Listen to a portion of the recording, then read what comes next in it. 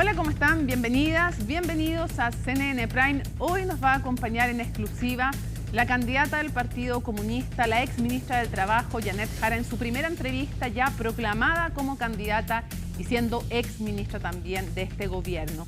Tenemos mucho que conversar, una jornada tremendamente noticiosa y comenzamos con estos titulares. El presidente Donald Trump anunció una pausa de 90 días para los aranceles recíprocos que comenzaron a regir hoy. Pese a este giro, dejó fuera a China, a quien le aumentó las tarifas a un 125%. De esta forma, Estados Unidos dejó un arancel universal del 10%, así como también los gravámenes a los automóviles, el acero y el aluminio. La Corte de Apelaciones de Santiago revocó la prisión preventiva de la exalcaldesa de Maipú, Katy Barriga, y la dejó con arresto domiciliario nocturno. Pese a esta decisión, desde la Fiscalía Metropolitana Oriente descartaron un retroceso en la investigación, ya que afirman no se alteraron los presupuestos materiales de los delitos imputados a la ex jefa comunal. Tras la anunciada destitución de la senadora Isabel Allende, diputados del PS evalúan recurrir al Tribunal Constitucional debido a los contratos con el Estado que tendrían 5 parlamentarios. El senador Luciano Cruzcoque reconoció que firmó un acuerdo en 2015 cuando aún no era legislador, mientras que el diputado Jaime Mulet dijo que el 8 de abril vendió su participación en una sociedad. Y en el deporte, grandes noticias desde Mónaco, y es que Alejandro Taviro venció a Novak Djokovic y avanzó a la tercera ronda del Master 1000 de Monte Carlo. El nacional superó 2 sets al ex número 1 del mundo y ahora se va a medir con el búlgaro Grigor Dimitrov. Todo esto y mucho más, aquí comienza CNN Prime.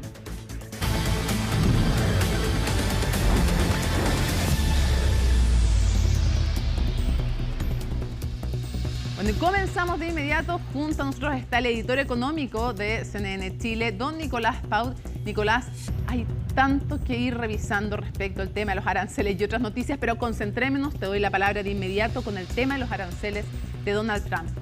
La gente de inmediato está preguntando a través de las redes sociales, ¿queda dentro o no? ¿Chile cambia la situación o no? Buenas noches, Mónica, y a todos quienes nos observan. Es algo que ni siquiera en La Moneda lo tienen muy claro. Vamos a ver declaraciones al respecto. Nosotros como periodistas sabemos que lo que tenemos planificado para un día puede cambiar.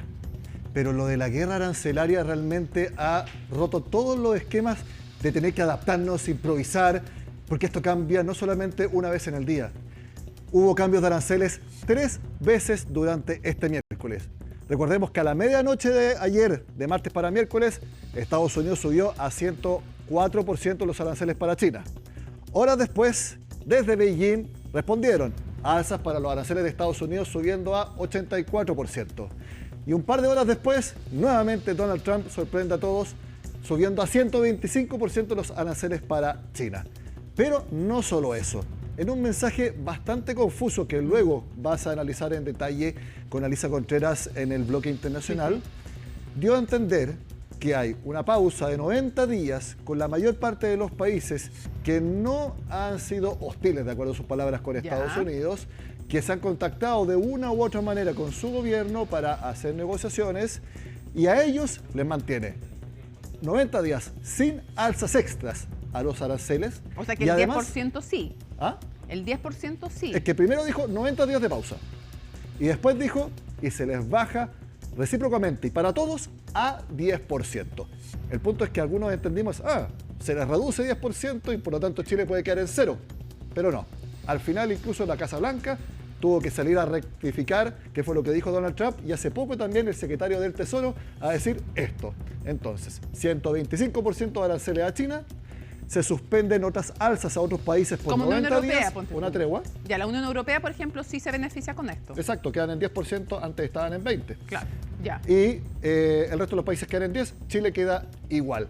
Bueno, obviamente esto provocó inmediatas reacciones en los mercados. Fíjate los valores de Wall Street, porque hay indicadores que yo creo tuvieron su mayor alza de la historia. Todavía tengo que verificarlo, pero es que así están cambiando día a día el panorama. El Standard & Poor's, 9,52%. Esto se disparó más o menos a la 1 de la tarde cuando supimos esto por parte de Estados Unidos. El Dow Jones, 7,87%. Y el Nasdaq, mira, 12,16%. Casi recuperaron en la medición por puntos, que es como se miden las bolsas, casi todo lo perdido desde hace 6 días, porque el jueves fue cuando partió el derrumbe de las bolsas, porque conocimos todo esto el miércoles de la semana pasada. Todavía falta un poco que repunten para llegar al nivel pre-anuncio de aranceles, pero obviamente esto es una alza enorme. Hubo reacción por parte del gobierno, escuchemos al ministro de Hacienda poco después de conocer esta decisión desde el Congreso. Por cierto, esta prórroga creo que es una buena noticia. Por supuesto, es una medida todavía de carácter provisional, pero que lo que refleja es que al menos dentro de la administración de Estados Unidos se ha tomado algo de conciencia respecto del impacto que este aumento generalizado de aranceles tendría no solo sobre la economía del mundo, sino que particularmente sobre la economía de Estados Unidos. En estos días se han escuchado muchas voces dentro de Estados Unidos que han reclamado por estas medidas, que han señalado los riesgos y los costos que potencialmente involucraba, y eso ha llevado claramente a aplicar esta decisión. Por cierto, el conflicto bilateral con China, no tenemos claro todavía si también el concepto de reciprocidad también se mantiene respecto de otros países que habían aplicado medidas arancelarias contra Estados Unidos, pero ciertamente en el caso de China la situación se mantiene, pero eso es, por cierto, un conflicto relevante, pero más acotado en la medida que no afecta a todos los países simultáneamente, como lo estaba haciendo las medidas que se anunciaron la semana pasada. Ahí Mario Marcel no se refirió exactamente qué pasaba con Chile. No. Vamos a ver después por qué se los digo. Pero hubo reacción en la bolsa de Santiago, el IPSA. Se elevó más de 4%. Todavía lo mismo que en otras bolsas. No han recuperado todo lo que disminuyeron. Es el concepto correcto. No perder, sino que disminuir, porque como vemos se puede recuperar. 4,33 subió la bolsa de Santiago, el Bovespa de Sao Paulo 3,12%. Otro índice que recuperó fue el peso chileno. ¿Por qué? El dólar durante la mañana llegó a estar en 1.007, ¿ya? Empezó a bajar poco a poco, pero apenas Donald Trump comunicó esto, se desplomó la divisa y cerró en 981. Nuevamente, reflejo de la incertidumbre, de la volatilidad, de la verdadera esquizofrenia que hay también en los indicadores bursátiles. La gente nos ve, te ve y me dice, 1.007, dice una señora. No dijo 1.700, dijo 1.007. 1.007 pesos. Lo dije bien, 1.007. Sí, lo dijiste perfecto. Tal cual. Pero como que parece que estaba escuchando y no estaba mirando, entonces dijo, ¿cómo? Llegó a 1.007 y después bajó 19 más 7, 26 pesos en cosa de un par de horas. Veamos qué fue lo que comentó también hace poco el ex ministro de Hacienda, Ignacio Briones, que es parte del equipo económico de Evelyn Matei. Veamos. Bueno, es parte de la incertidumbre que generan las medidas, ¿no? Van cambiando día a día. La verdad es que lo que hemos conocido es un escenario externo complicado para Chile, hay que decirlo con todas las letras. Muchos se quedan tranquilos porque sabemos que a nosotros nos tocó un arancel de 10%, que es lo más bajo, que no está metido el cobre, no está metida la madera. Pero la verdad es que hay que entender que el problema va mucho más allá y la razón es simple. Cuando el comercio mundial se afecta, bueno, hay menos comercio y los otros países que nos compran productos nos van a comprar menos. Aquí puede haber una baja de actividad económica muy relevante de China. China es nuestro principal mercado de exportación. Cerca de 4 de cada 10 pesos que exportamos o dólares que exportamos van a China. Y en consecuencia, si China baja su crecimiento porque tiene un arancel de 100%, hoy día o más de 100%, bueno, obviamente va a bajar su crecimiento y eso nos va a afectar. Parte de esos cambios de opinión efectivamente generan una incertidumbre adicional porque no sabemos lo que va a pasar pasado mañana. Hoy día sabemos lo que pasó ayer, se cambió hoy día y qué pasa mañana y pasado mañana no lo tenemos demasiado claro. Hagamos nuevamente un resumen. Aranceles a China subieron a 125%. Aranceles a todo el resto del mundo, 10% parejo, lo mismo Chile. ¿Cuáles son esos 90 días de pausa? En que no habrá nuevas alzas a esos países, no para China, eso es cuento aparte, para el resto de los países.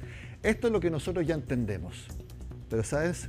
Donde todavía no lo tienen claro de forma oficial, específicamente qué es lo que pasa con Chile, es en el gobierno. Y de hecho, a las 4 de la tarde hubo reunión del presidente Boric con el ministro de Hacienda, el ministro de Economía, subsecretario de Relaciones Económicas Internacionales para abordar este tema. Escuchen a la vocera de gobierno post reunión.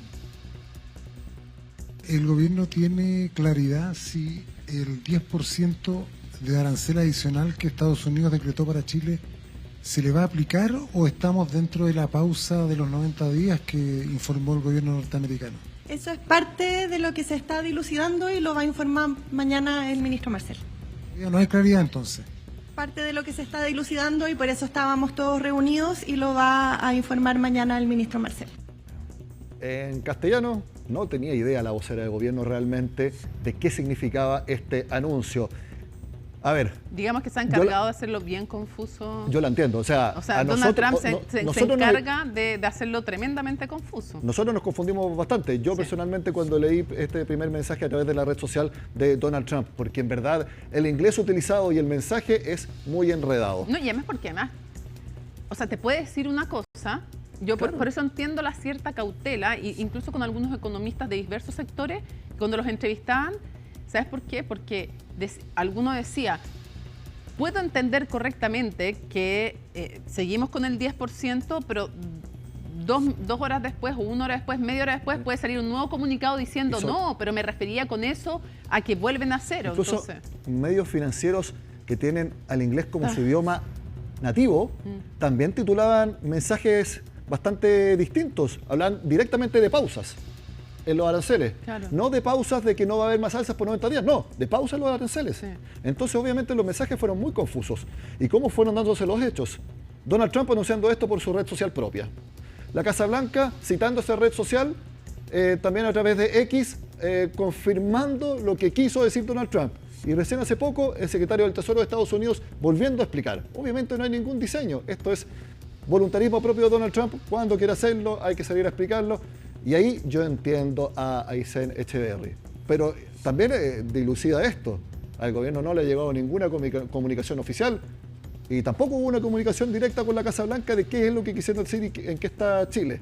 Bueno, muestra palpable del tiempo en que vivimos, donde en verdad hoy los mercados están eufóricos. ¿Podemos decir que esto se va a mantener o que va a haber estabilidad mañana?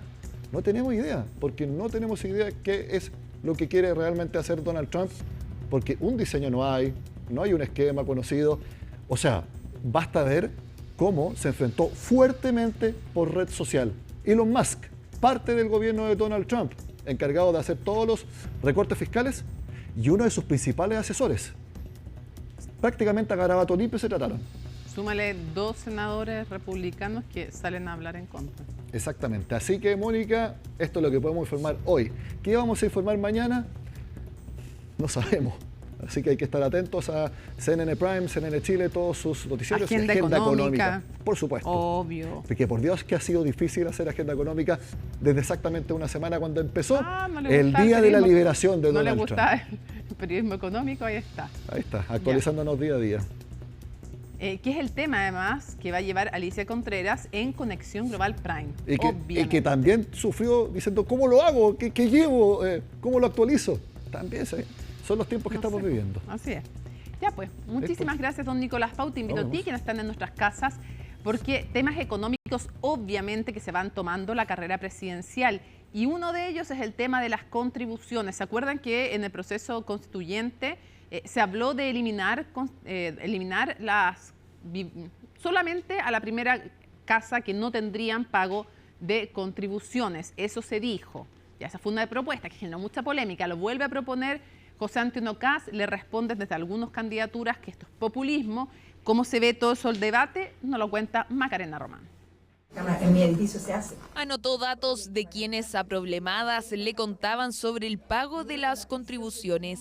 José Antonio Kast, junto a su partido, nuevamente buscan dar una solución a quienes pagan el impuesto territorial por su primera vivienda. Nuestra propuesta va en la línea de darle un alivio a la clase media. Probablemente es una idea que usted ha escuchado en más de una ocasión. El inmueble destinado a la vivienda principal del propietario y de su familia estará exento de toda contribución e impuesto territorial. Fue en el segundo proceso constitucional en que los republicanos llevaron adelante esta idea que en ese tiempo generaba controversia y hoy no cambia el panorama. Si antes las opiniones chocaban entre consejeros, ahora es entre candidatos presidenciales. Eliminarlas de raíz, en definitiva no, porque las contribuciones son un impuesto que principalmente se paga en las comunas más ricas del país y se paga muy poco en comunas más pobres, por lo tanto es un impuesto que provoca algún grado de justicia social. ¿Por qué no discutimos algo más concreto respecto de adultos mayores en particular? Eso me parece más justo, más concreto y más posible. Es absolutamente populista y genera un grave deterioro en las finanzas de los municipios pobres de Chile. Ese es el argumento de gran parte de quienes están en contra de la medida de los republicanos. En Chile, entre enero y julio del año pasado, se recaudaron más de 1.300 millones de dólares por contribuciones, siendo Las Condes, Lo Barnechea, Santiago y Vitacura las comunas que más aportaron. Es un debate legítimo, yo no lo comparto, no conozco ningún país del mundo que no tenga impuestos territoriales. Hay un efecto de recaudación, obviamente que va a mermar los ingresos municipales, que hay que compensarlos con algo. No solo son recursos que llegan a las comunas recaudadoras, también se reparten entre las que menos tienen a través del Fondo Común Municipal. Solo un ejemplo, en 2024 Puente Alto, Maipú, La Florida, Valparaíso y Temuco fueron las que más se recibieron a raíz de este sistema. El candidato Kast se está quedando muy corto. En su propuesta nosotros proponemos la eliminación de las contribuciones como impuesto y la prohibición de los impuestos patrimoniales. Son esas propuestas que salen en las campañas porque se supone que le llegan bien a los votantes, pero si los votantes no consideran todas las consecuencias que tienen, les terminan perjudicando mucho más por el otro lado, porque se deterioran servicios que son muy importantes. Para esos argumentos, los republicanos aseguran que están trabajando en una idea con distintas alternativas y en caso de llegar al gobierno, implementarla. Hasta ahora dicen que el déficit que sufrirían las municipalidades se podría suplir con impuestos generales. Esas medidas compensatorias tienen que ir siempre, en primer lugar, por el lado de recorte fiscal, de mayor ahorro fiscal, de mayor recaudación por la vía de combate a la elusión y a la evasión tributaria y en último lugar, como última ratio, uno debiera pensar en compensar a través de impuestos generales. Discusión que probablemente estará sobre la mesa en los debates presidenciales. Por lo pronto queda esperar las próximas semanas cuando se entregue el detalle de una medida que según sus creadores viene a implementar justicia tributaria. Tras la anunciada cesación en el cargo de la senadora Isabel Allende, desde el Partido Socialista analizan llevar al Tribunal Constitucional a diversos parlamentarios que, de acuerdo a un reportaje de The Clinic, tendrían contratos con el Estado. Francisca Cárdenas tiene todos los detalles. Francisca. ¿Qué tal? ¿Cómo estás? Hola. Muy buenas noches. Sí, hoy fue un día de explicaciones acá en el Congreso Nacional, tanto en el Senado como también en la Cámara de Diputadas y Diputados, por parte de quienes aparecen en un reportaje de Clinic de investigación donde se señala que hay diputados y senadores que mantienen contratos con el Estado luego de lo que ha sido esta destitución de la senadora Isabel Allende. Y muy pendientes también en el Partido Socialista, por otro lado, al fallo y al pronunciamiento oficial del Tribunal Constitucional que podría ser incluso en los próximos días. Dicen que van a esperar los diputados socialistas lo que va a ser el pronunciamiento del TC, que van a de ahí sacar argumentos para juntar 10 firmas que necesitan para ellos presentar un requerimiento al Tribunal Constitucional que podría incluso ser por el senador Luciano Cruzcoque por celebrar contratos con el Estado, plantean los diputados socialistas, por una casona que él habría arrendado antes de ser parlamentario a la Junji y que finalmente lo han tenido todo durante toda esta jornada explicando cuál fue ese contrato, de qué manera se dio, no solo a él, sino que también a otros parlamentarios. Es por eso que los diputados socialistas quieren recurrir al Tribunal Constitucional porque dicen que si se aplicó esto y lo que tiene que ver con esta infracción constitucional de pasar a llevar el artículo 60 de la Constitución que señala y establece que los parlamentarios no pueden celebrar contratos con el Estado o deben cesar de su cargo, dice que tiene que aplicar para todos los que mantengan contratos con el Estado. Pasemos a escuchar entonces parte de esas reacciones desde el Partido Socialista. Queremos anunciar que vamos a solicitar a nuestro equipo jurídico que pueda estudiar los antecedentes a propósito del reportaje que ha hecho The Clinic respecto de contratos celebrados por el Estado, con el Estado por parte de parlamentarios. Vamos a solicitar a nuestros equipos jurídicos que realicen los estudios de los antecedentes para poder, una vez tenido ese resultado, poder avanzar en la recolección de firmas para poder presentar un requerimiento al Tribunal Constitucional. Vamos a solicitar que se estudien todos los antecedentes de los casos que se ha hecho el The Clinic y otros casos que podrían aparecer.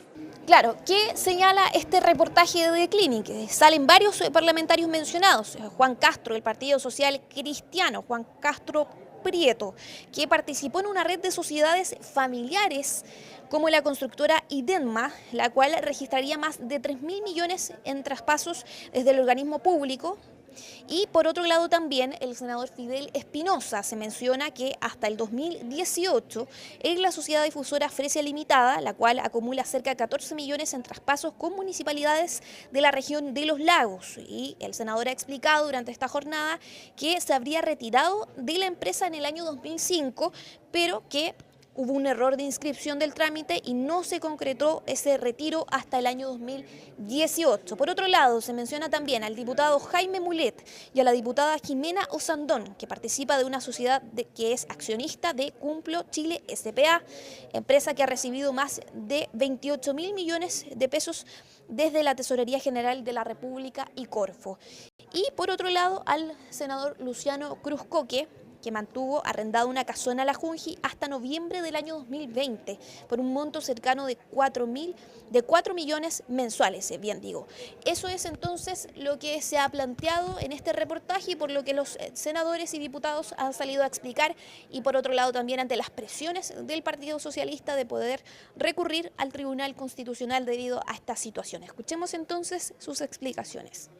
Yo participo en una sociedad con mi marido, que tengo un porcentaje, y en el caso de las acciones de Cumplo tengo un 0,6%. O sea, todos sabemos que cuando tú tienes ese porcentaje no tienes ni una posibilidad de gestionar nada, de preguntar nada en una empresa y menos de saber quiénes son los clientes. Pero a pesar de todo eso, existía la duda si efectivamente Cumplo podía tener alguna relación con el Estado. La pregunta yo la hice, Cumplo respondió y no tiene ninguna relación con el Estado, porque es una empresa que se dedica de alguna forma a ayudar a emprendedores y a pymes y a mini pymes para que tengan sus créditos, y eso muchas veces se hace a través de una suerte de factoring. El artículo 60 de la Constitución, que precisamente tuvo los efectos sobre la destitución de la senadora Allende, señala expresamente que quien durante el ejercicio del cargo celebrare contratos o caucionare contratos con el Estado perderá el escaño. Bajo esos efectos, evidentemente que el año 2015, siendo yo un ciudadano sin ninguna obligación política, no caigo dentro de aquello. Yo entiendo que efectivamente se armen polémicas, entiendo también que esto se abre una discusión tipo caja de Pandora, pero creo que hay que ser muy estricto, sobre todo en derecho público, con la letra de la norma, y en ese sentido yo llamo también a que seamos meridianamente prudentes, porque acá hay innumerables casos de parlamentarios que eventualmente pudiesen aparecer involucrados en asuntos que eventualmente significaran alguna suerte de conflicto con la norma. Me siento muy pero muy tranquilo. Me retiré formalmente de esta sociedad difusora Fresia Limitada en el año 2005, lo cual quedó registrado entonces en el Diario Oficial. Lo hice pensando en evitar cualquier incompatibilidad con mis funciones parlamentarias. Reconozco que por desconocimiento no advertí que la sociedad seguía en el registro de comercio, situación que fue corregida posteriormente. Desde mi salida no he tenido participación, ni he recibido jamás ningún beneficio personal por los contratos que esa sociedad haya suscrito con el Estado o con terceros. Además, siempre en mi labor parlamentaria me he abstenido de votar en temas vinculados a radiodifusión o financiamiento a medios de comunicación, porque creo firmemente en actuar con transparencia y respeto a hacia la ciudadanía. Ahí están entonces las declaraciones de los distintos parlamentarios. Por otro lado, también se plantea que tampoco se ha respetado el artículo 57 de la Constitución, que plantea algo distinto a lo que plantea el 60, que dice que no podrán ser candidatos al Congreso quienes mantengan contratos con el Estado como persona natural o bien que sean gerentes o administradores de compañías que tuvieran contratos vigentes con el fisco. La pregunta es ahora si esta situación en la que están los parlamentarios y que han intentado explicar durante esta jornada, podría cambiar quizá o influir en lo que va a ser el pronunciamiento oficial del Tribunal Constitucional por el fallo y también la resolución en torno a la senadora Isabel Allende. Así que nos vamos a quedar muy atentos a eso y por supuesto también a si los diputados socialistas logran juntar las 10 firmas necesarias para poder recurrir al TC en torno al senador Luciano Cruzcoque. Muchísimas gracias, Francisca Cárdenas. Buenas noches. Nos vamos a la pausa en CNN Prime, 8:26 minutos. Al regreso, aquí va a estar la candidata del Partido Comunista, Janet Jara, en vivo y en directo en CNN Prime, en su primera entrevista después de ser proclamada.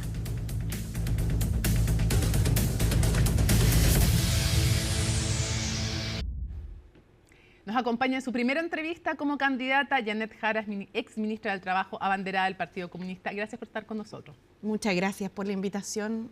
Un gusto estar acá ahora en otra calidad. Calidad. Es verdad.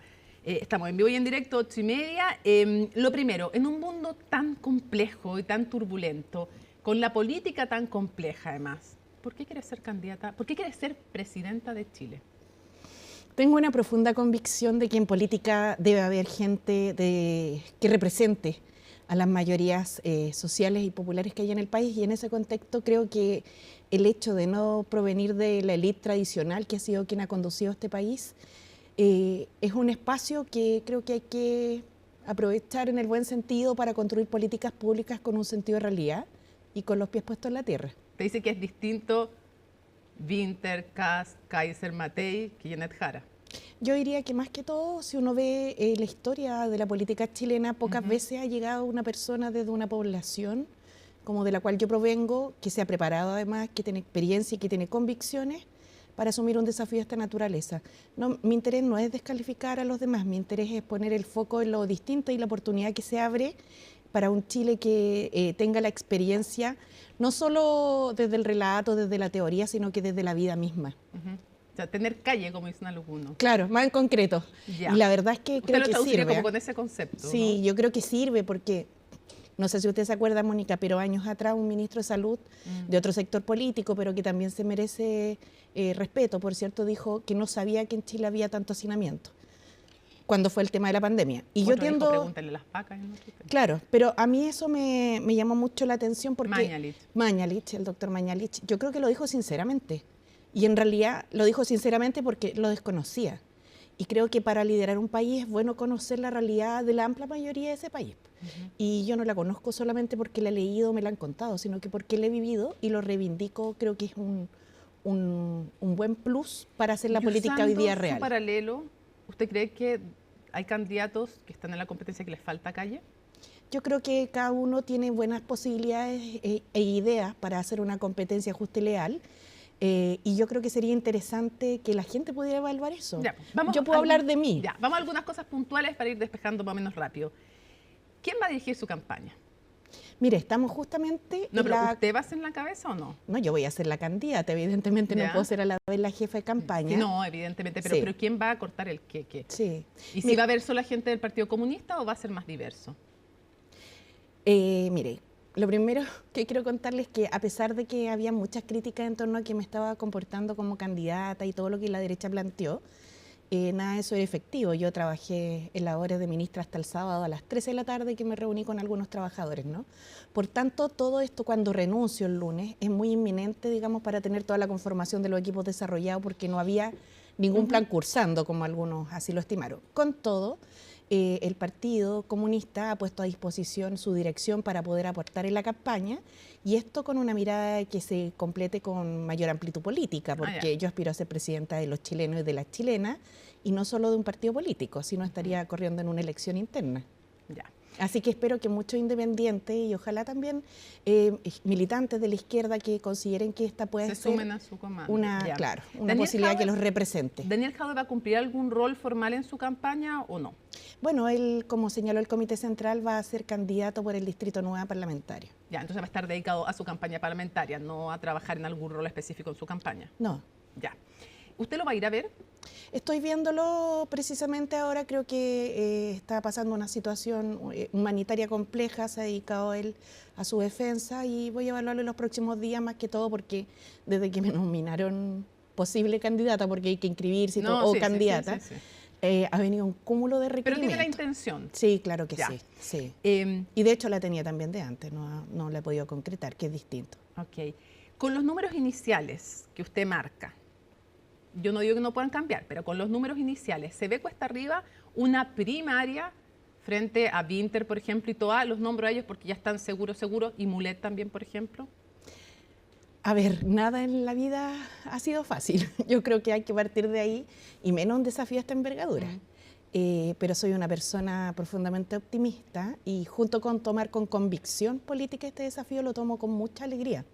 Así que creo que correr el cerco de lo posible o de lo tradicional siempre es un desafío que por lo menos a mí me motiva, Mónica. Y ha sido como el motor de mi vida. Así como ¿cuánto le favorece? Mientras más difíciles las cosas, como que más me pero me reconoce entusiasman. que es complicado. No, por supuesto, comienzo. pero sí. Los números tan difíciles.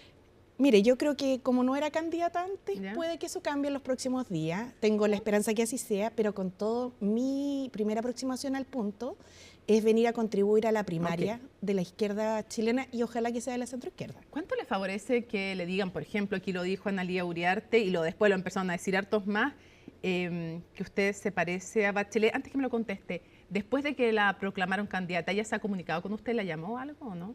Yo la llamé. ¿Usted la llamó? ¿Y qué le dijo ella? No, le conté, presidenta, me proclamaron candidata, estoy contenta, orgullosa. ¿Y qué le dijo la gente? Quiero saber, ¿qué le dijo? La presi me dijo, me felicitó y me dijo, bueno, lo que uno sabe, ¿no? Que estas tareas son difíciles y además en particular para las mujeres y que ella va a apoyar al candidato que gane la primaria con toda la ecuanimidad que la ha caracterizado siempre. ¿Le favorece que le digan que se parece a ella o no? ¿Es un plus para usted?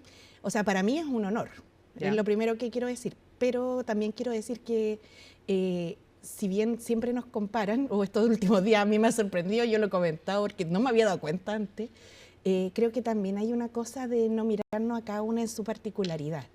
No me imagino que a dos hombres les pasara lo mismo, también lo he estado pensando ahora este último tiempo, pero para mí es un honor y yo creo que en la izquierda chilena hay muchas personas que pueden encarnar características de un liderazgo tan positivo para el país como es la presidenta Bachelet.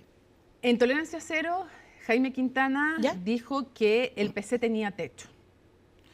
Vlado Milosevic también dijo que su candidatura, por ser del PC, todos dicen que la respetan mucho, no es algo personal, pero dicen que se queda corta para representar la diversidad del sector desde la izquierda al centro. ¿Tiene techo el PC? Bueno, veamos lo que dicen los resultados de las primarias.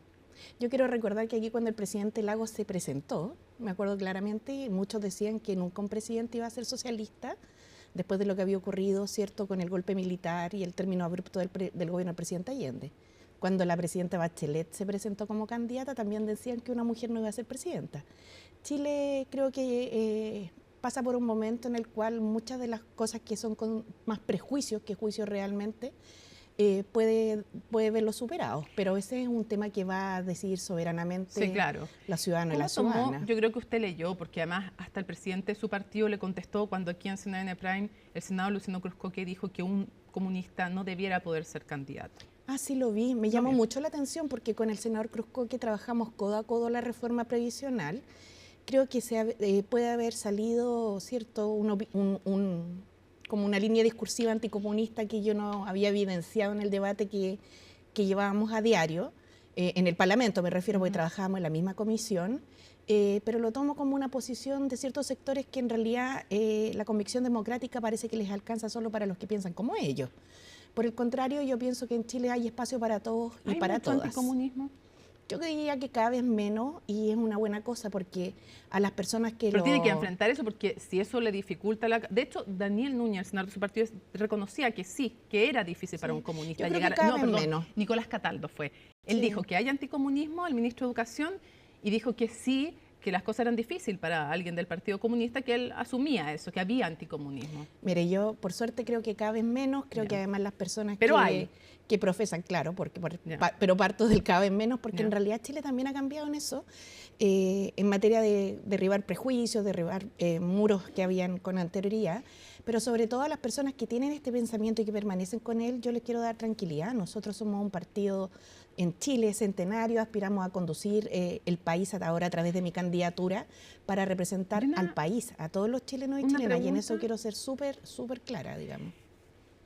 ¿Ha pensado alguna vez, o lo pensaría, si es que ganara las primarias, en suspender su militancia o renunciar a ella, o porque sea una mochila pesada, o porque, como otros han hecho en algún momento de su historia, aquí y en otros países, frente a una coalición, quieren con esa suspensión de militancia dar una señal de los represento a todos? ¿Ha pensado en suspender su militancia? Por ejemplo, el presidente Sebastián Piñera en otro sector político lo hizo. Entonces, por eso le pregunto directamente, ¿ha pensado si es que triunfara en las primarias o antes incluso suspender su militancia? Mire, hasta el sábado ni siquiera había pensado ser precandidata a las primarias. ¿Pero qué le parece esta idea? Por tanto, creo que lo que ocurra después es un tema que se evaluará y que creo que el rol que uno juega para representar hoy día a mi partido, y como señalo, espero a la izquierda más amplia también poder representar, tiene más que ver con categorías o con consideraciones de donde uno está o asumen que uno tiene ciertas ideas porque es de un determinado partido, o sea, antes de las es primarias, del proyecto transformador. No, por supuesto que no. Y eso si se lo pidieran, eso ya me lo puede afirmar. No voy a renunciar a mi militancia ni suspenderla. Que lo demás no ha pasado, Mónica, entonces prefiero no hacer política ficción porque no es contribuyente hoy día a un debate que pueda ser efectivamente... diría yo, con el foco puesto en lo que hoy día estamos. Quiero preguntarle por ideas para un eventual gobierno suyo, pero antes quiero preguntarle también por eventuales rivales o dentro de las primarias o fuera. Y quiero preguntarle, usted fue ministra del Trabajo y se va a enfrentar, si es que ganara las primarias, eventualmente se va a enfrentar a Evelyn Matei, que fue ministra del Trabajo también. Yo quiero preguntarle, ¿cuál es su evaluación de Evelyn Matei como ministra del Trabajo? Cuando ella fue ministra del Trabajo. Cuando ella fue ministra del Trabajo, bueno, yo lo he señalado, ha costado mucho encontrar algo como su legado, por decirlo de alguna manera. La verdad, nosotros... Ella habló del 1.000.000 de empleos, por ejemplo. Sí, claro. Pero yo quisiera poner un elemento aquí que es bien concreto. A ver. Yo participé del gobierno de la presidenta Bachelet, que vino a continuación de ese gobierno donde ella fue ministra del Trabajo. Y lo que hicimos fue recibir un país que tenía conflictividad en el sector portuario, con los trabajadores de recolección de la basura, que pareciera que como que se olvida muy rápido aquí la historia, pero habían tenido un largo paro, incluso se había declarado en algún minuto alerta sanitaria en la región metropolitana, el paro del sector portuario también había sido largo, había impactado en el PIB, pero además ninguna política activa. Me llama la atención cuando ella se atribuye la creación de 1.000.000 de empleos, primero porque ella fue ministra en un periodo, ¿no? Y en segundo lugar porque bien sabemos que los ministerios no son los que crean empleo aquí, es el sector privado el que los crea con condiciones de crecimiento adecuadas. Y esas condiciones de crecimiento se dan en el marco de un ciclo que viene como herencia de lo que el país ha venido trabajando durante largo tiempo. Yo veo la legislación de ese tiempo y en realidad no encuentro un legado, pero bueno, la gente podrá juzgarlo. O sea, veo además no tiene una buena evaluación de ella como ministra del Trabajo. No, yo tengo una evaluación negativa de que ella tuvo como ministra del Trabajo. Otra cosa es lo que está haciendo ella como candidata a presidenta y ahí nos veremos en las ideas que cada una pueda proponer al país. ¿Cómo la ve como candidata? Por cierto, discrepo de sus propuestas porque somos sectores políticos distintos, pero creo que tiene una trayectoria, ha estado muchos años tratando de ser candidata a la presidencia y... Bueno, veremos en los debates cómo resolvemos estos temas, algunas cosas de ideas, pues veamos con eso. Por ejemplo, ¿usted apoyaría una rebaja de impuestos a las empresas si va aparejada de una compensación por alzas de otros tributos? Como idea macro. Sí. Mire, a propósito de este debate que ha sido bien de los últimos días, ¿no? Porque salió el tema de impuestos, donde la candidata precisamente Matei ha propuesto bajarlos al 18%. De aranceles, por otro lado, con todo lo que está pasando con la política de Trump, y últimamente de contribuciones, entonces de eximir el pago de contribuciones. Yo lo que le puedo decir al respecto es que nuestra idea es que en el país se pueda fortalecer el desarrollo social y la protección social de las personas. Para eso se requieren recursos permanentes y medidas populistas que a veces se presentan como soluciones inmediatas pueden resultar en lo que en buen chileno se llama pan para hoy, hambre para mañana. ¿Por qué lo digo? Porque si yo propongo, por ejemplo, una rebaja de impuestos de la tasa actual de 7 puntos al 18%, o sea, una rebaja de 7 puntos, a mí me gustaría saber qué es lo que se va a dejar de financiar. Ya, o sea, ¿le parece populista como primera medida lo que plantea Evelyn Matei en impuestos? Sí, claro. Ya, pero usted, si es que se compensa con otra cosa, ¿le bajaría los impuestos a las empresas o eso usted no lo haría jamás? Mire, yo creo que la estructura impositiva chilena ha tenido cambios tan dinámicos en los últimos años, ni siquiera décadas, que es bueno mirarla con una perspectiva más de pausa y pensar en impuestos que sean de carácter progresivo, ¿no? Que efectivamente puedan generarse en los sectores que tienen mayores ingresos. Y yo estoy disponible para que hagamos ese diálogo junto con todos los sectores. O sea, no se cierra una rebaja de impuestos a las empresas si va aparejado con otras alzas, entiendo. Lo que pasa es que si usted me lo plantea de esa forma, carece un poco de, perdone, sí, como de un sentido económico, ¿no? Porque sería como rebajar por un lado para subir por el otro. Lo que creo que es lo central es que el país crezca. Y ese crecimiento le tiene que llegar a todos los sectores empresariales por la vía y a de baja toda en la los familia impuestos. a su mesa. Eso es lo que nuestro esfuerzo que lo que quiero está entender, detrás. Lo que quiero entender, candidata, es si... Es que le iba a decir ministra. Sí, le iba a decir ministra. Yo te iba a decir todavía, cuando me inscribas seré candidata, ahora soy... Bueno, precandidata. Okay. Precandidata, claro. Si usted tendría en su cabeza la posibilidad, o para usted no es una posibilidad rebajar el impuesto a las empresas. Hoy día, con el sistema tributario actual, creo que es un minuto de dar una pausa y de ver impuestos que sean de carácter progresivo, como señalaba, a las altas rentas. Y la modalidad, subir impuestos a las altas rentas. Y la modalidad que eso adopte puede ser tanto a través de primera categoría, como global complementario, como impuestos específicos, pero esto tiene que hacerse en base a un análisis bien razonado, porque cada impuesto que se disminuye no es inocuo para la vida de las personas. No es neutro. Nos queda poco tiempo y vamos avanzando a ver negociación ramal. ¿Lo va a proponer como parte de su proyecto? Bueno, lo primero es que la negociación colectiva ramal es un compromiso del gobierno del presidente Boric y yo espero que se pueda cumplir. En el evento de que eso no ocurriera, ayer el subsecretario Boca, el ministro Bocardo, que aprovecho de saludarlo, que me alegro mucho. No es prioridad. Entonces, sí, si no se cumple en este gobierno, ¿usted sí lo va a impulsar? Sí, claro que sí. Ya. Y sobre, si me permite, ¿por qué? Porque creo que va a ayudar mucho al mundo del trabajo del futuro si uno ve precisamente los temas que tienen que ver con lo que está pasando en los cambios de inteligencia artificial, de digitalización, la automatización, el reemplazo de los puestos de trabajo y cómo hay que reconvertir esa fuerza de trabajo para el futuro. Sí va a impulsar, si es que este gobierno no lo cumple, usted lo va a impulsar. Fin a las AFP, si llega a tener los votos, porque entiendo que esto requiere ley en el Parlamento, si tuviera la mayoría, ¿le gustaría poder terminar con las AFP? No solo la mayoría política, sino que también la mayoría social van a ser muy relevantes para un horizonte que hemos levantado desde el mismo año en que se instauraron las AFP en el año 1980. Por eso, si tuviera una mayoría social Así que sí. Y parlamentaria, ¿sí buscaría el fin de las AFP? Sí, claro que sí. ¿Y de las ISAPRE? Duda. Sin ninguna duda, Sin ninguna duda. ¿Y por qué sin ninguna duda? Porque creo que son instituciones que en el marco del negocio y giro que realizan no debieran estar presentes en la seguridad social. Sí, podrían haber distintas alternativas, pero alineadas con los derechos sociales. En la reforma no lo lograron, no tuvieron los votos para hacerlo.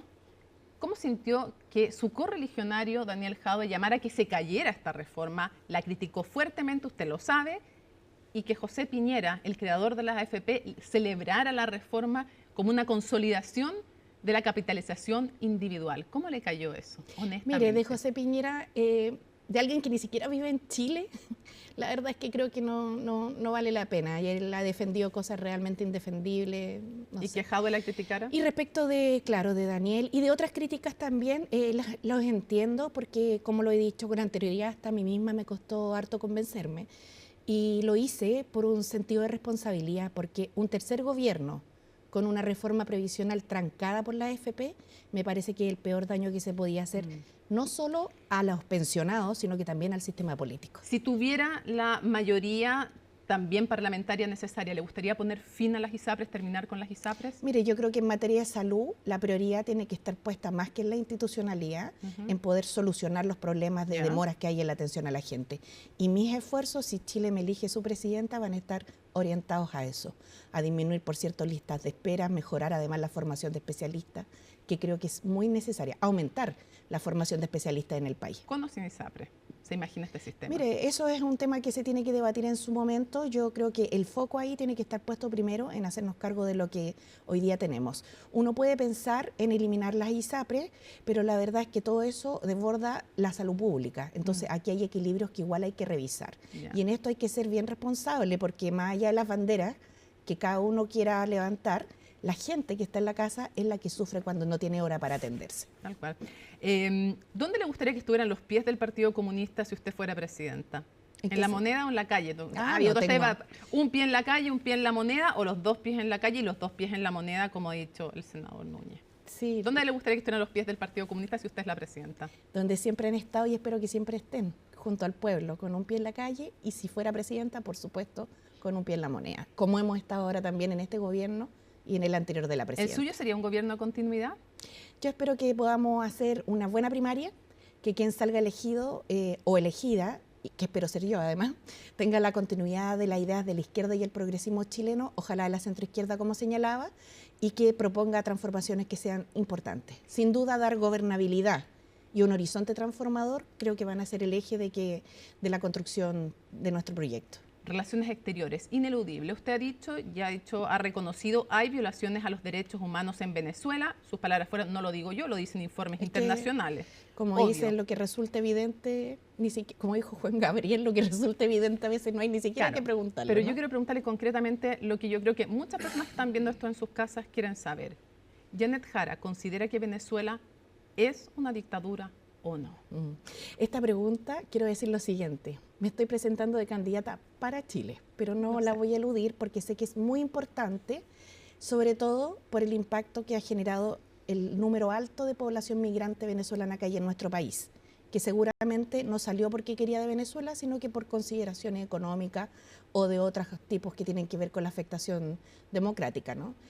Creo que cada país tiene que definir su destino. Creo que es importante reconocer que hay un régimen autoritario en Venezuela y espero que su solución a su propio proceso la encuentren dentro del marco institucional y lo resuelvan sin intervención extranjera. ¿Régimen autoritario es lo mismo que dictadura? Bueno, yo los utilizo ¿cierto? Indistintamente. Claro. Ya. O sea, usted lo claro. entiende como dictadura, claro. régimen autoritario. Ya. ¿Y Cuba? Mire, ¿Es una dictadura? Sí, el caso de Cuba es bastante distinto. Creo que la principal dificultad de Cuba hoy día ha sido las consecuencias graves del bloqueo norteamericano que se han extendido por décadas y hoy día realmente tiene una situación humanitaria que no es posible desatenderse.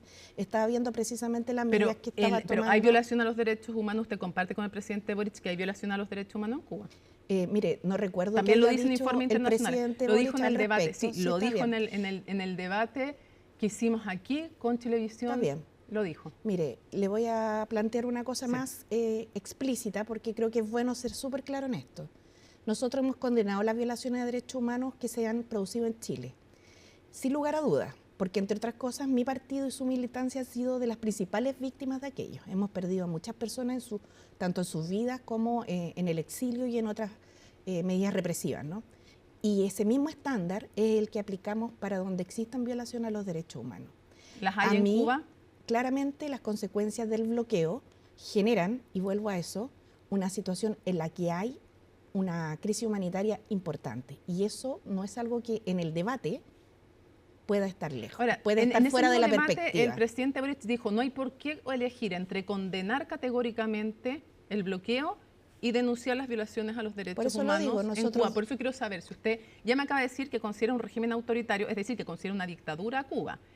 Pero perdona, Venezuela, Venezuela. Claro, y es que lo quiero reafirmar porque no es así, no considero lo mismo de los dos países. Eso es lo que quiero entender. ¿Usted no considera una dictadura a Cuba? No, yo creo que Cuba tiene un sistema democrático distinto del nuestro, que efectivamente pero hay partido único, como en muchos países. No hay libertad, por supuesto. No hay libertad de expresión, no hay libertad de medio. Mire, hay un partido único, no es el único sistema así, creo que cada pueblo tiene que definir su gobierno, pero sí le quiero decir que a mí lo que me alerta más de esta situación internacional es que la principal consecuencia que se vive en el pueblo cubano, para todos quienes se preocupan de los temas internacionales, está omitida en el debate, y eso es cómo están viviendo los cubanos y las cubanas hoy día, que están en una situación muy compleja por una decisión de Estados Unidos que realmente los tiene asfixiados. Un par de cosas antes que se nos acabe el tiempo. ¿Es Trump un peligro para la democracia?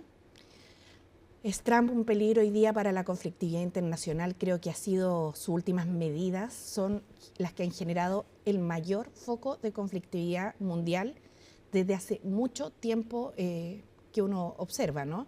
Y que con este discurso hoy día, realmente con palabras bastante groseras, además, que no vamos a repetir, refiriéndose a cómo los demás países actúan, genera una inseguridad, una incertidumbre que no solo impacta en los mercados, sino que va a impactar en las familias, porque esto va a alterar el orden económico mundial. O sea, ¿sí es un peligro para la democracia? Bueno, mire, como lo he ¿Sí? dicho de los demás países también, los pueblos, incluso en este caso, tienen derecho a elegir a sus gobernantes.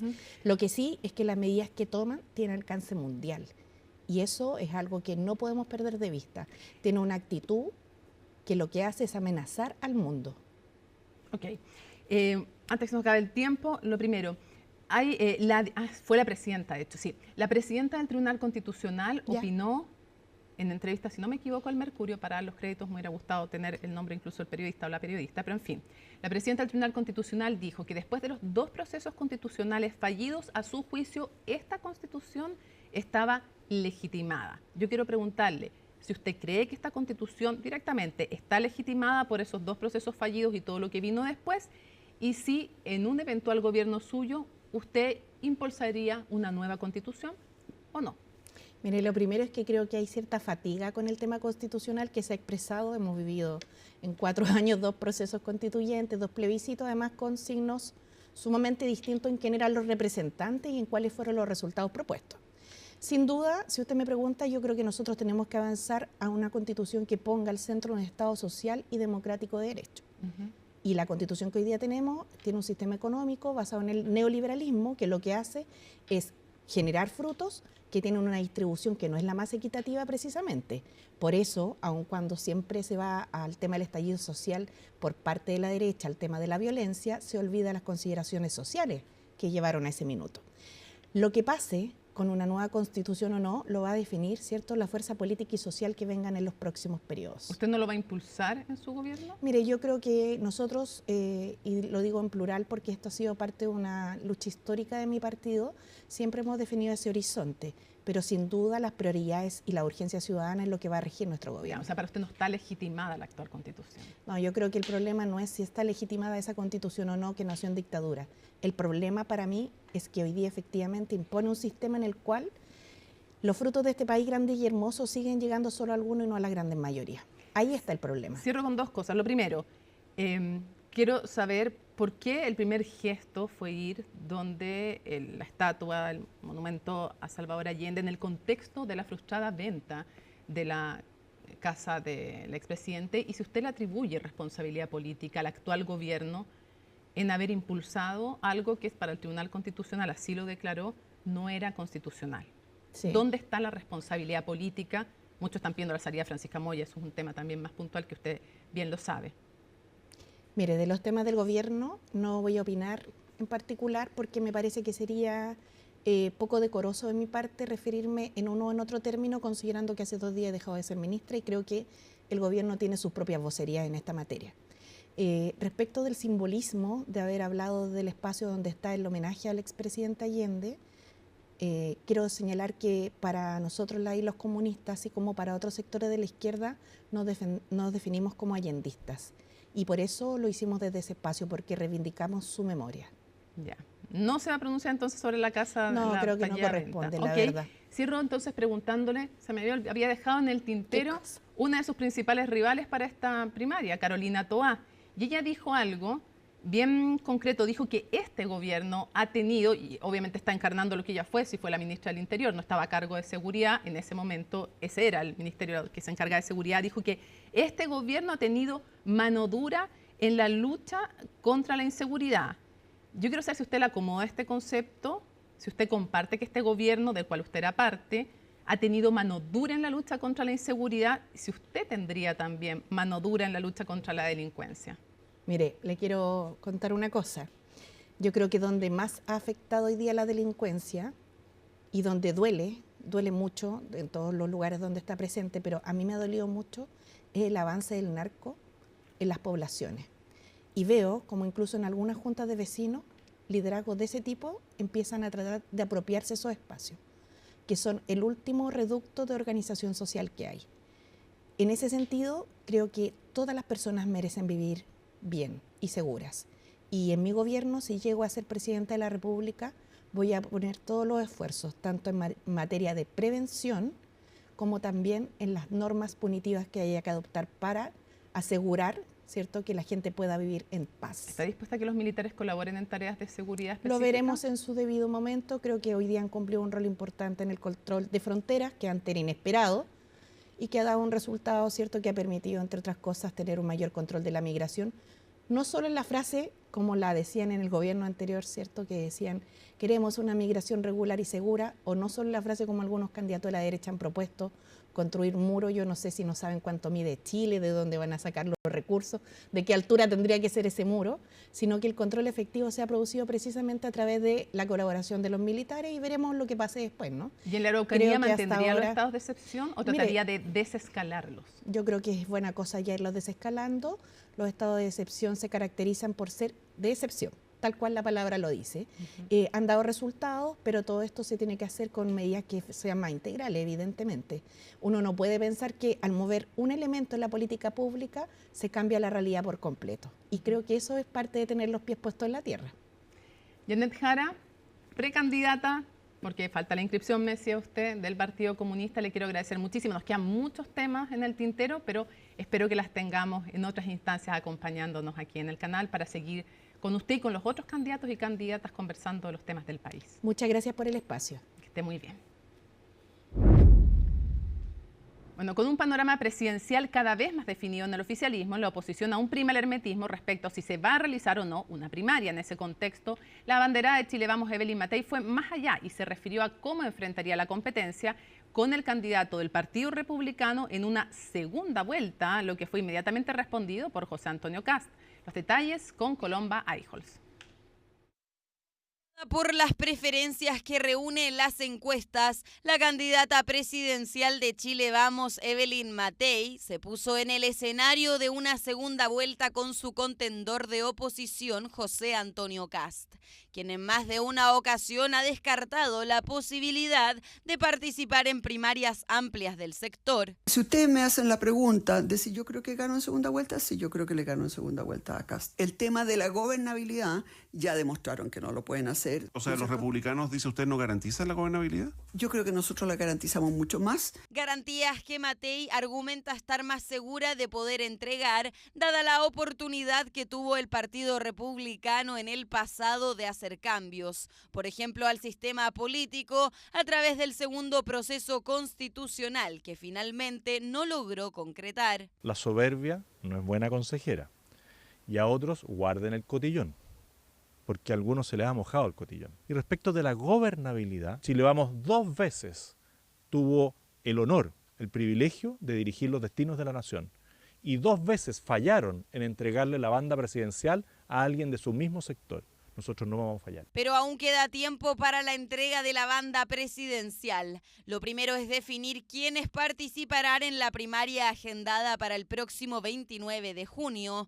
Rodolfo Carter, quizás. Si bien no hubo declaraciones de él, su hermano, acompañado de republicanos, aseguró que el exalcalde aún aguarda una decisión por parte de Chile Vamos. Él ha decidido hablar con Chile Vamos y poder avanzar en una primaria. Lo que sucede es que Chile Vamos hoy día lo que hace es culpar a todo el mundo del desastre que tiene respecto a sus decisiones. Evelyn Matei es una candidata que quiere correr sola y está acostumbrada a lo que Chile Vamos fue antes, que fuera designada a dedos por medio de las encuestas. Quien tampoco ha tomado una decisión respecto a esta elección es la candidata presidencial de Demócratas, Jimena Rincón, quien ve un panorama más complejo respecto a su inscripción porque su tienda no está conformada en todo el país. Senadora, yo quería preguntarle por primarias. ¿Usted va a ir a primarias con Chile Vamos? Nosotros hasta el día de hoy no tenemos ningún acuerdo con Chile Vamos, ni en materia programática, que es lo más importante, que le vamos a ofrecer al país, ni en materia parlamentaria ni en materia presidencial. Si ustedes leen el acuerdo del Consejo General de Demócratas, nosotros nunca hablamos de primaria. Pero en su momento, Chile Vamos sí mostró interés para que la senadora se incorporara en la competencia. Jimena Rincón es una senadora interesante, ha tenido una trayectoria interesante. Lo que pasa es que Chile Vamos parece ahora no tener tanto interés en una primaria con Carter o con Jimena Rincón. Tendrán que ellos explicar por qué. Ahora bien, desde Demócratas no descartan la posibilidad de llevar a su candidata directamente a primera vuelta, siempre que puedan constituirse en todo el país. Y de ser así, competirían al menos 4 candidatos de centro derecha y derecha en la elección. Durante la madrugada, un joven de 21 años fue asesinado en plena Alameda. El hecho ocurrió afuera de un local nocturno ubicado en las cercanías del Mall Plaza Alameda. Según la Fiscalía, en el lugar se produjo una discusión entre la víctima, que estaba con su pareja, y algunos amigos y algunos trabajadores del recinto por las políticas de ingreso al local. Una vez culminado este altercado, llegó un grupo de sujetos en un vehículo particular, siendo uno de ellos quien realizó los disparos. Desde el Ministerio Público descartaron la primera hipótesis, que hablaba de un intento de robo.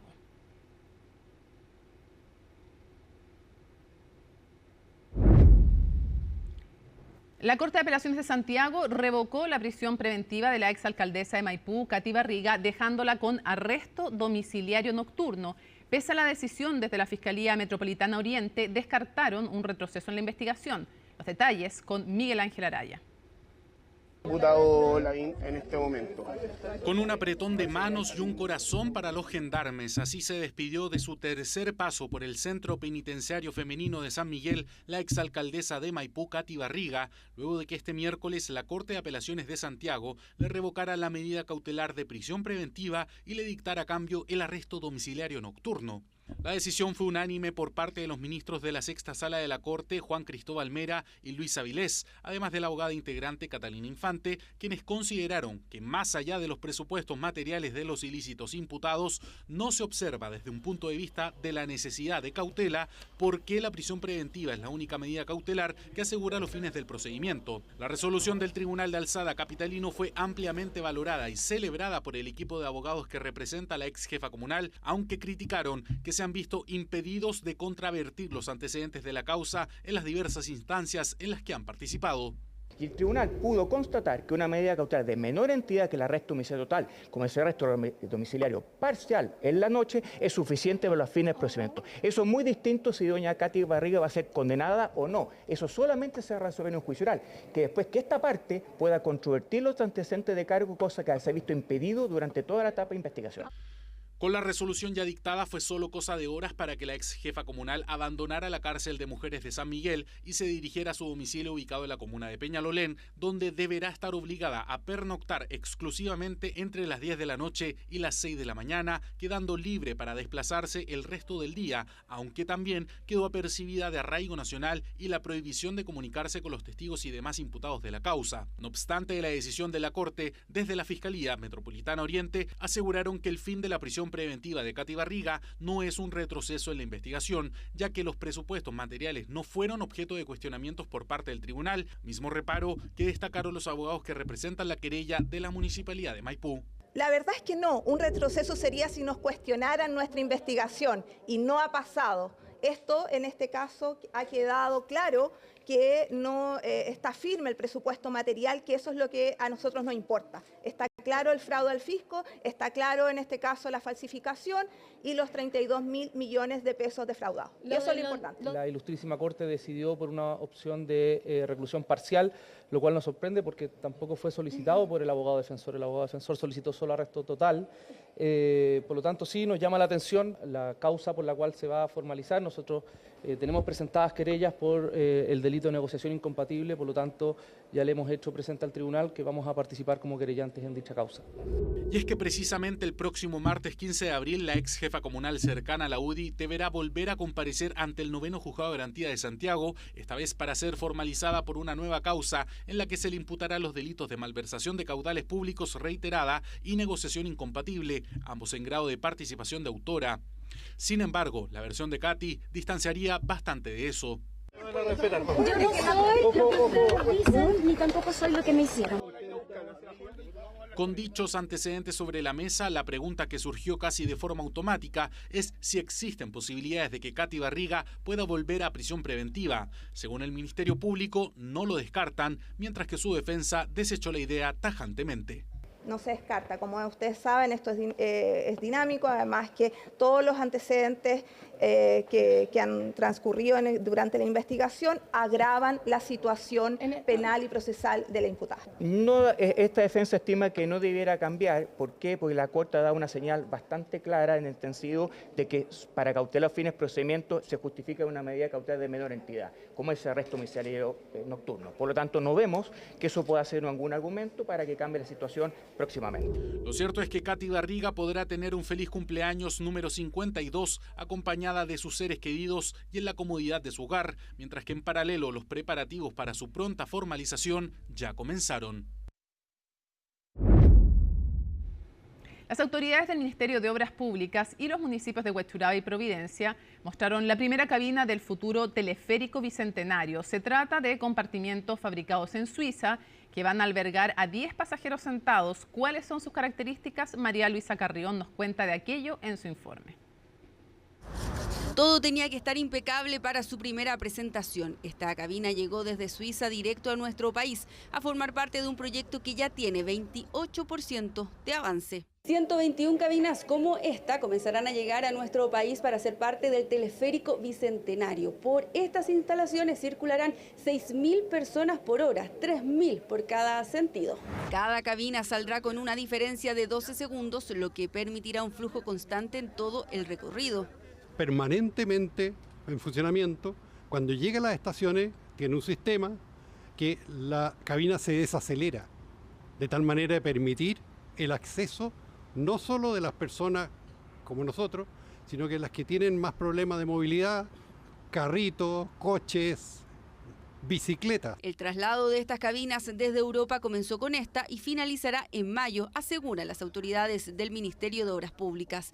Tienen una capacidad para 10 pasajeros, todos sentados, nadie puede ir de pie. El trayecto de poco más de 3 kilómetros permitirá reducir de 45 a 13 minutos el tiempo de desplazamiento entre las estaciones terminales. Una comuna como Huechuraba, que tiene un gran desafío en conectividad, esto va a lograr que en 13 minutos de ciudad empresarial puedan estar en Tobalaba.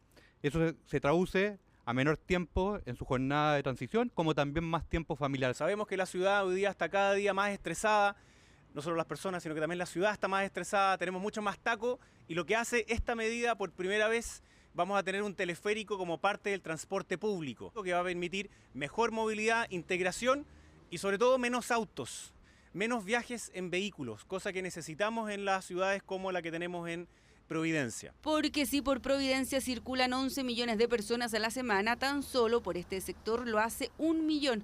Y tal como adelanta el alcalde de la comuna, se espera que una vez que la obra esté inaugurada pueda formar parte del sistema de transporte público de la región. Estamos ya discutiendo con la sociedad concesionaria y con el Ministerio de Transporte la modalidad de integración al sistema de transporte público y naturalmente dentro de eso está la tecnología que se va a usar.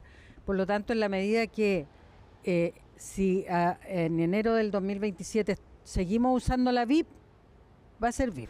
O cualquier otra tecnología como medio de pago que esté disponible cuando finalmente se corte la cinta que permita que esta maqueta se vuelva una realidad. Si comenzara a funcionar ahora, el pasaje costaría poco más de 900 pesos, pero esse monto se calculará cuando entre en circulación. Maravilhoso, maravilhoso, porque aqui altas pessoas trabalham acá e também tem oficina aqui em Cidade Empresarial e seria algo sumamente vantajoso para o sector. Sí, lo estuve viendo hace un tiempo. ¿Qué le parece?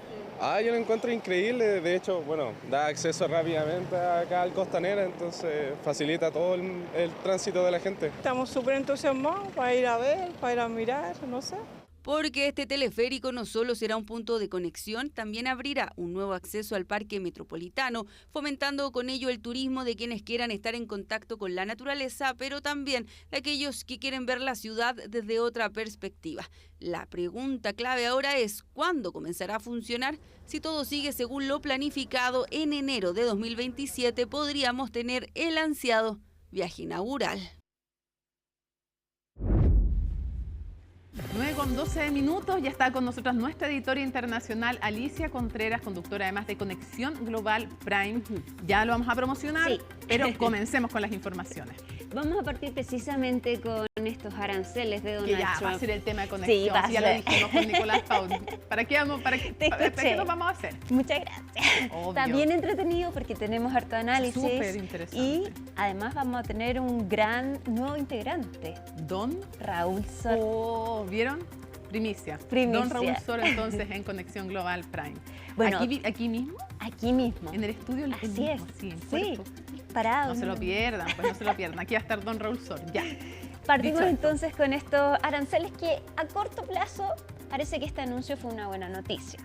Pero no podemos olvidar que de todas maneras... Pintaba bien, tenía mejor lejos que cerca. Exacto, porque no hay que olvidar que de todas maneras sigue habiendo un 10% de aranceles a todos los países. Y la incertidumbre galopante, porque no sabemos si mañana vamos a amanecer con otra información. Precisamente eso es lo más grave, que esta incertidumbre, aranceles van, vienen, son más altos, son más bajos, genera esta incertidumbre en los mercados y también la desconfianza en el gobierno de Donald Trump, sobre todo cuando hoy se habló de que esta fue la estrategia de siempre, según la vocera de la Casa Blanca, que acá entonces lo que se buscaba era esto, poner un techo máximo de aranceles para que finalmente los países se abrieran a negociar, que 75 países ya llamaron a Donald Trump entonces para poder dialogar y llegar a un acuerdo en torno a estos aranceles.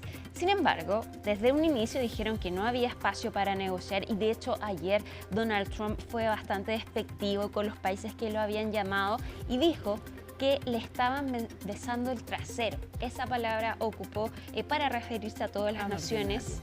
Bueno, lo decía recién la precandidata del Partido Comunista, que se refería a esas expresiones sin nombrarlas como expresiones muy groseras. Tal cual, de un mandatario de la primera potencia económica del país. ¿Qué pasó hoy día y cuáles fueron las reacciones? Lo vemos en la nota de Laura Soto.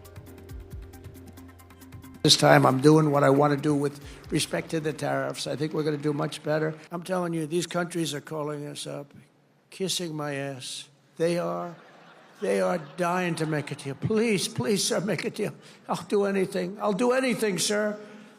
Justo antes de que sus aranceles recíprocos entraran en vigor, Donald Trump se refería en estos términos a los países dispuestos a negociar con él. Y parece que el acercamiento ha servido porque pasada la 1 de la tarde de este miércoles, el presidente estadounidense decidió hacer una concesión.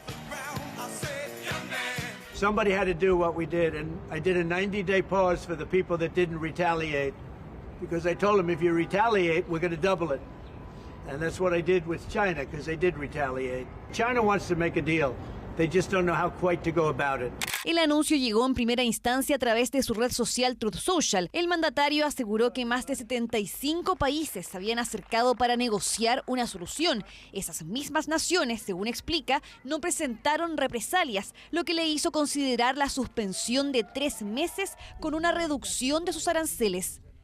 No tomen represalias y serán recompensados. Así que a todos los países del mundo que quieran venir a negociar, estamos dispuestos a escucharlos. Vamos a reducir el arancel base al 10% para ellos y a China lo subiremos al 125% debido a su insistencia en la escalada. El gigante asiático había adoptado una serie de contramedidas. La última de ellas fue aumentar a partir de este jueves los gravámenes contra los productos estadounidenses de un 34% a un 84%, una medida que fue en respuesta a los aranceles del 104% que Trump implementó en su contra y que ahora han vuelto a ser elevados. Estados Unidos sigue ejerciendo una presión extrema sobre China, imponiendo aranceles indiscriminadamente. China se opone firmemente y jamás aceptará semejante comportamiento arrogante e intimidatorio. La última jugada de Washington levanta algunas dudas. Por ejemplo, no está claro si la prórroga se aplica a la Unión Europea, que horas antes aprobó aranceles de represalia que afectarían a productos estadounidenses por más de $20.000 millones. Su entrada en vigor quedó fijada para el 15 de abril. Consultado al respecto, Trump tampoco dio una respuesta clara. Mr. President, the EU also announced increases in tariffs today. Why not treat... Bad timing for them. That's bad timing. Why not? They didn't put them in. No, they threatened them, but they picked a later date, which our expectation is it's going to be later still. Okay, and I'm glad that they held back. Las acciones estadounidenses se dispararon tras anunciarse la pausa de 90 días. Sin embargo, la incertidumbre persiste, especialmente ahora que Trump decidió seguir escalando su guerra comercial con China. Tema entonces que vamos a analizar en Conexión Global Prime está bien entretenido, tenemos una explicación con Isel Guerra, también un contacto desde Washington con nuestra compañera de CNN y por supuesto el análisis también de don Raúl Soto. ¿Quién va a estar de CNN? Nuestra Ione Molinares, desde Washington. Grande, notable. Panel completo entonces, full. Nos vamos ahora a Alemania.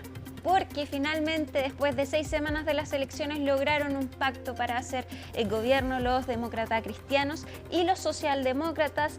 Friedrich Merz probablemente entonces va a ser el nuevo canciller. Se espera que el 7 de mayo, porque tiene que la militancia aprobar este pacto. Oye, y además que aprendí una cosa. A ver. Conversando con unos periodistas alemanes, que el pacto es realmente un pacto. O sea, se escribe un mamotreto, pero así grande. Y es como una Biblia, se hace con mucho detalle, no es como que pactamos así nomás tú y yo y ya está como presidentas de partido, no, es un compromiso muy detallado de los límites del acuerdo de gobernabilidad. Si te sales en el fondo, te quito la mayoría parlamentaria si lo considero muy grave, pero es muy detallado, me impresionó lo serio. Bueno, por eso se demoraron tanto también, sí. 6 semanas, no es menor. Ahora, se va a enfrentar Friedrich Merz a esta guerra arancelaria con Donald Trump. 10% hay hasta ahora para la Unión Europea, pero también fue confuso lo que pasó con la Unión Europea porque la Unión Europea respondió a los aranceles de Donald Trump. Supuestamente no debía entrar entonces en esta pausa, sin embargo, entra en esta pausa. Sí, pues se está focalizando más en China. Tal cual. Se le preguntó cuál va a ser el primer mensaje a Donald Trump y esto fue lo que dijo el nuevo canciller, el futuro canciller alemán. El mensaje clave para Donald Trump es: Alemania ha vuelto al buen camino. Alemania cumplirá con sus obligaciones en materia de defensa y está dispuesta a fortalecer su competitividad. Y no se trata solo de Alemania, sino de Europa y la Unión Europea. Alemania volverá a ser un socio muy fuerte dentro de la Unión Europea y haremos que la Unión Europea avance. Nos vamos ahora a República Dominicana porque terminaron las labores de rescate, ya nos están buscando a nuevas personas con vida después del colapso de este techo en esta discoteca en República Dominicana, más de 120 muertos.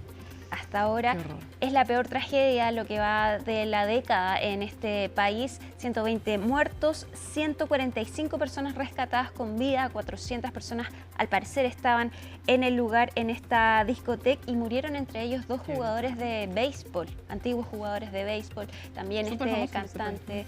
Exactamente. Siguen las labores, pero ya no de rescate, sino más bien de búsqueda de cuerpos bajo estos escombros. Y como siempre, estas tragedias está toda la discusión sobre el tema de la fiscalización, las construcciones, la calidad de estos servicios, de estos lugares. En fin, hay hartas críticas también al gobierno y a la normativa.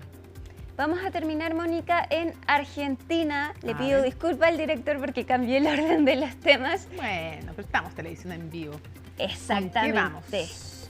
Va a haber un tercer paro general en Argentina mañana, pero ya calentaron los motores porque los sindicatos se unieron a la marcha de los jubilados de todos los miércoles en Buenos Aires, afuera del Congreso. Va a ser la tercera huelga en contra del gobierno de Javier Milei. Van a paralizar bancos, escuelas, trenes, aviones también. Solo no paran los buses porque están en otro tipo de negociación. Pero entonces ya comenzaron con estas movilizaciones y se espera que este paro dure 24 horas. Así que mañana entonces vamos a ver cómo se desarrolla esta huelga en Argentina.